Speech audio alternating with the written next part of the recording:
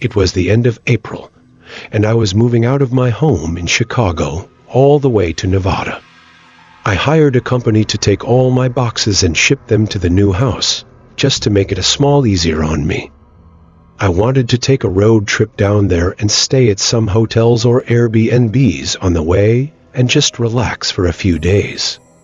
The total drive would take around 30 hours, so I split that in thirds and decided I would drive 10 hours each day and stay somewhere overnight. After planning out the times, I figured that my first stay would have to be on the far edge of Nebraska. I scrolled through Airbnb, looking for anything cheap, as Nebraska didn't really have much to see. So I really just wanted a place to stay for 8 hours and then head back out on the road. I found a small one-story home with 2 bedrooms.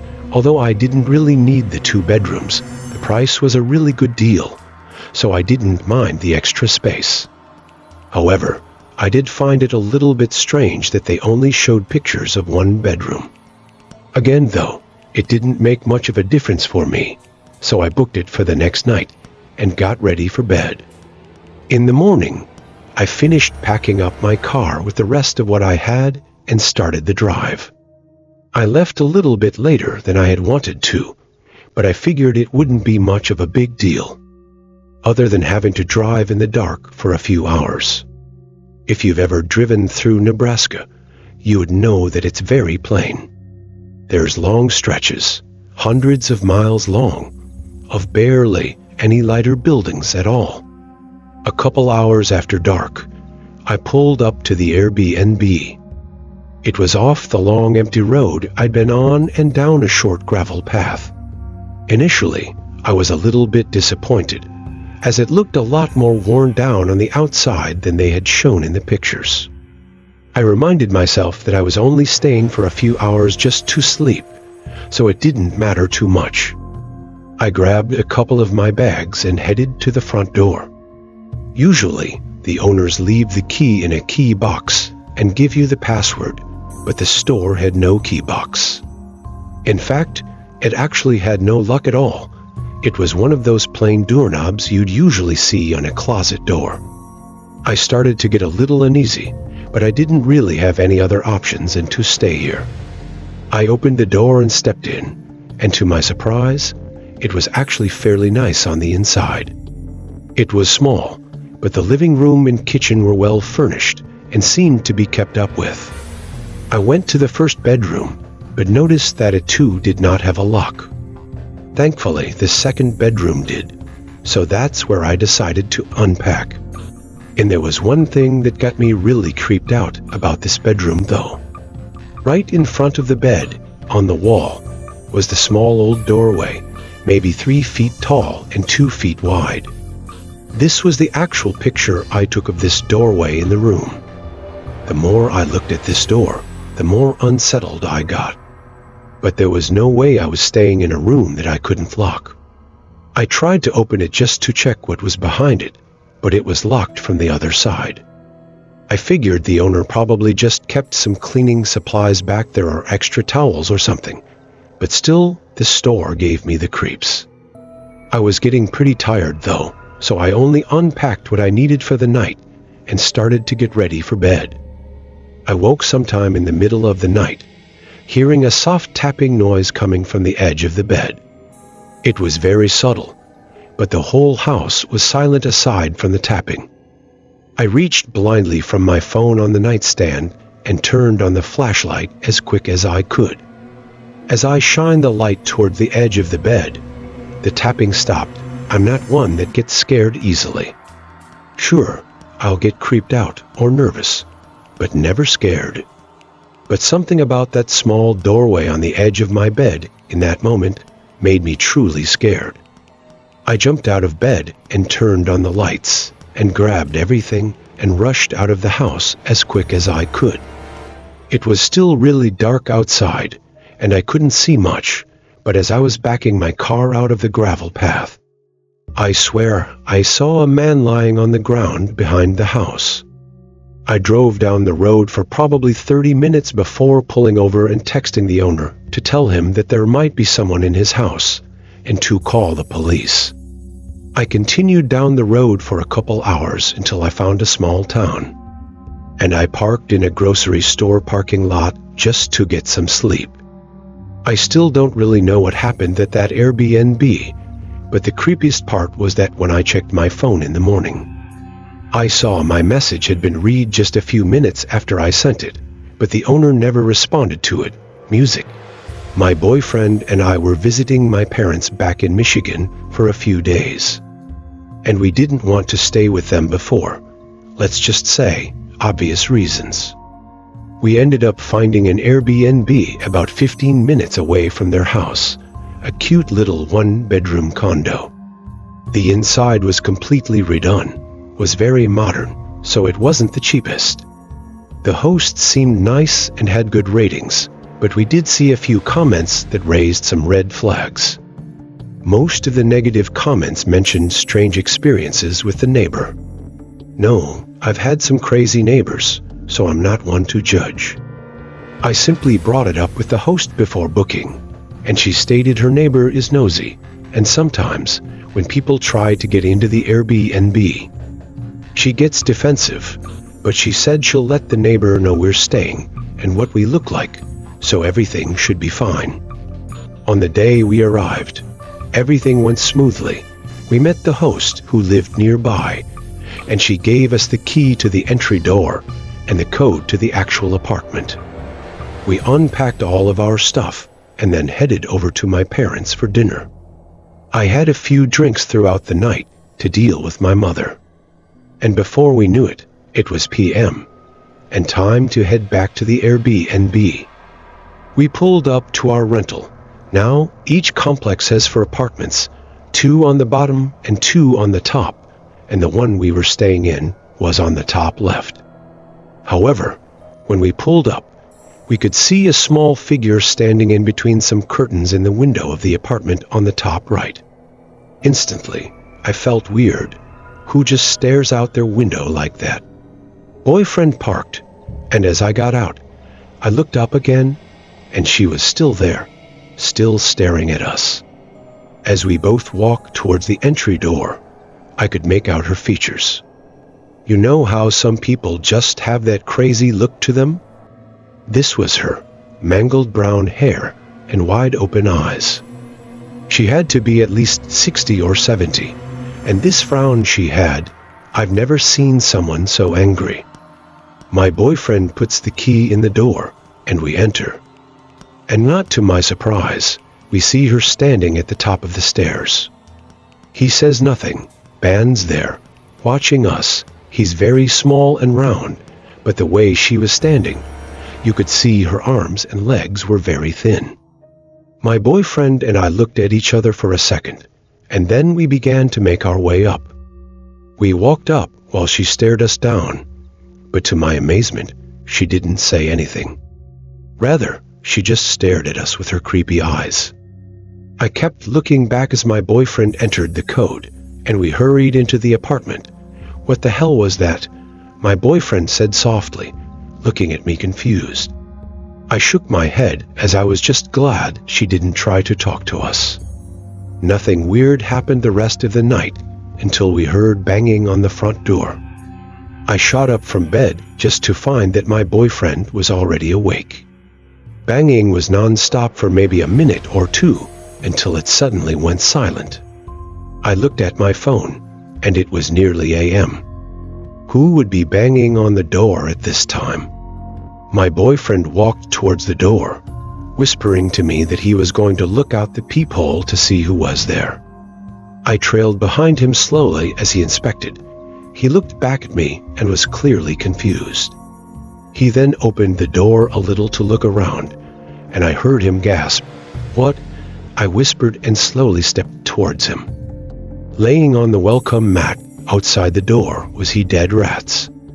They looked completely gutted, with only one of them still having their head attached.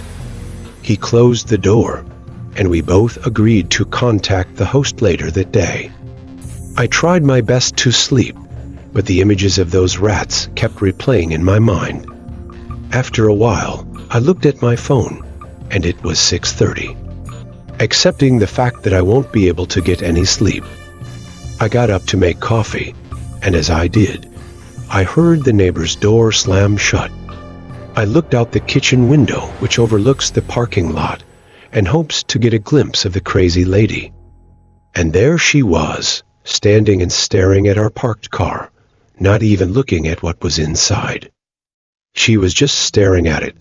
She looked so focused on her car for the longest time, and then she slowly turned her head to look directly at me. I jumped back a little bit and immediately heard her shriek, this horrible, blood-curdling shriek, like she was being attacked. My boyfriend ran out of the bedroom, obviously alarmed, and we both looked out the window again. The neighbor was standing there, holding her head, screaming at the driver's side window, grabbed the top of the car, and started banging her head, screaming things like, "They never leave. When will they leave? And why do they keep coming?" I started recording for insurance purposes, and my boyfriend called the police and then the host. By the time the police had shown up, she was laying on the ground next to her car, which had very little damage, considering what we just witnessed. The host profusely apologized and said that this had never happened before and refunded our entire trip. We got to see the lady taken away in handcuffs, though it took her a while to comply. We never found out what was wrong with her, but my theory is something just snapped. And we just happened to be the ones that were there when it happened. But I do know that you should take every review into consideration when booking an Airbnb, every single one. This happened a few years back when my friends and I had just finished our sophomore year of college. Finally done with school for a few months, we wanted to celebrate a little bit to start off summer break. All of us had small jobs near the campus, so we saved up some money. We decided to go big and take a trip to Las Vegas for a few days, as none of us have ever been. At first, we were looking through hotels in the city to try and find something cheap, but still big enough for the four of us. Eventually, we gave up on that and started looking at Airbnbs, as most of them were cheaper and bigger. We found a few good ones, but ended up choosing the largest one with the most rooms. Fast forward to a couple weeks later, our Uber picked us up from the airport and dropped us off at the house. It honestly looked even bigger in person, and we were all really excited to spend the next few days here. We all unpacked and relaxed for a couple of hours, as we were a little bit worn out from the flight. A few hours after the sun went down, me and my friend Elisa were the only ones still awake. It wasn't too late, probably 8 or 8:30, but the other two had decided to go to bed early. With nothing really to do, Alyssa offered to take a walk outside and explore the neighborhood a little bit. I agreed, eager to see the unique homes.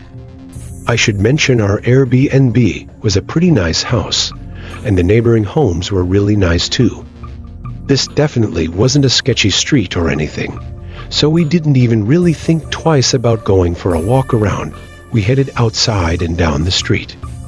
After passing 6 or 7 houses, the street took a sharp turn and connected to another crossing road with homes on the side. It was strange, though, as these homes were nothing like the ones we just walked by on our street. These were basically run-down shacks, and I don't mean to be rude or anything. It was just really strange to see such a sudden change in homes after only turning the corner. We continued on a little bit, noticing the broken windows, missing mailboxes, and even worn-out vacant signs on a lot of the doors.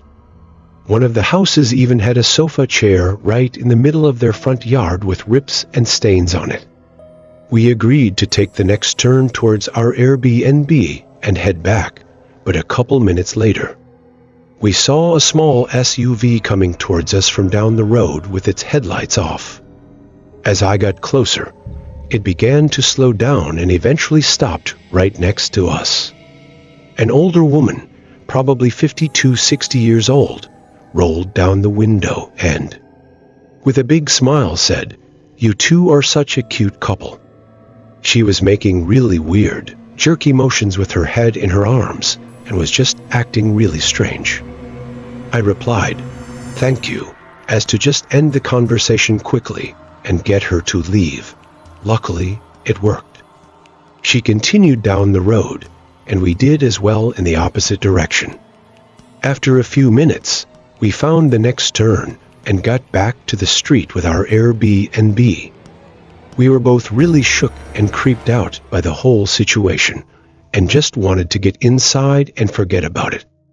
But just as we got to the driveway, we saw the old lady's SUV turn down our road and start heading towards us again. We were halfway up the driveway when she stopped right in front of the house, but this time, it was a little different. She just looked at us. She didn't say anything or have any emotion in her face. She was just staring. Alyssa hurried inside, and I quickly followed. I heard the car continue back down the road as I was closing the door behind us. We stayed up for a little bit longer, locking all the doors and checking the windows to make sure she didn't come back. After an hour, we agreed that we were probably okay, so we went to our rooms and got ready for bed. The next day, we told our other friends what had happened, and they were pretty creeped out too. We ended up telling the owner of the Airbnb about the whole situation. And we even asked if we could cancel our third day so we could leave early, and thankfully he agreed. For the rest of that day, we decided to get away from the house and hang out in the city to try and enjoy at least one of our days in Vegas. We actually ended up having a lot of fun, but as the night came closing in, we were ready to call an Uber and head back to the house. During the ride back, I received a text from the owner that said, "Is this the lady from last night?" with a picture attached. I opened it and saw a screenshot from the Ring doorbell footage of the lady standing outside of the house. I replied to the owner and immediately showed all of my friends. We didn't know what to do, so we asked the driver to drop us off at a hotel parking lot just a couple blocks from our house while the owner called the police. After about 45 minutes, the owner called me and said the house was clear, and we could go back, but he mentioned the police never found the lady. This obviously made none of us feel any better. We got to the house and pretty much immediately started packing all of our stuff, so we could leave right away in the morning. Nothing happened overnight or the next morning, but I can say for sure that none of us got good sleep. We got out of there as soon as we could and headed for the airport. This was definitely one of the strangest things to ever happen to me, and I still think about it a lot. The only advice I can give is to always check the area around your Airbnb before you book it. I have no idea what she wanted or why she was stalking us, but it really freaks me out to think about what would have happened if the owner didn't have a doorbell camera or if we had stayed the third day.